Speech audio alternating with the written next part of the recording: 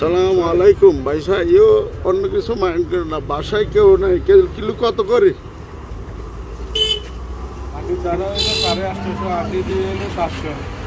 850 আর 700, হ্যাঁ 700, তাহলে half kilo মাংস দেন। Half kilo? হ্যাঁ, হাড় ছাড়া। এই আজকে মাংস কত আজকে রেট? হ্যাঁ, হাড় ছাড়া হইলো আপনার 800 আর হাড় 850 আর 850 আর 700। বাংলাদেশের দর্শক কালচার মনে মাছি মশা কিছু বইয়ে। হ্যাঁ, আপনি কি বলেন সাই, আবার কর আপনি কি কম আর কম রাখা যায় নি? আমার কেউ নাই, হাফ কিলো হইলে আমার চলবো। এটা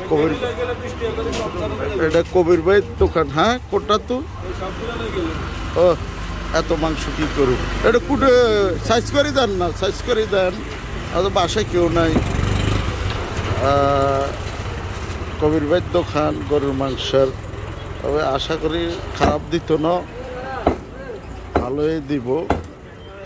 লোক ভদ্রলোক, 100% হালাল, 100% হালাল।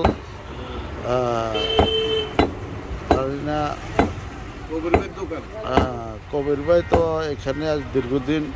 অরিজিনাল এটা কি ষাঁড় গরু না?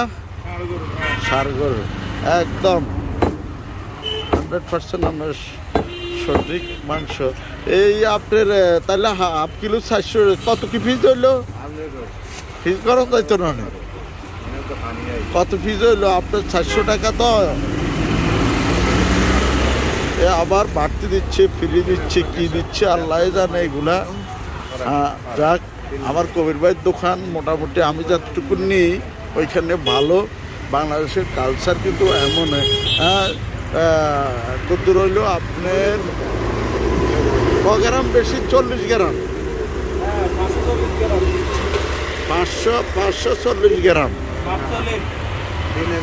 মাপ চলিট। এটা আমাকে দেখাইছে, জনগণেরটা তো আর আমি জানি না দর্শক। হ্যাঁ, দেখেন বাংলাদেশের সিস্টেম এটা, কালচার এটা। এই কত মাছি। হ্যাঁ, দেখেন এখন কি করবেন, এই দেশের পরিবেশ এইভাবে।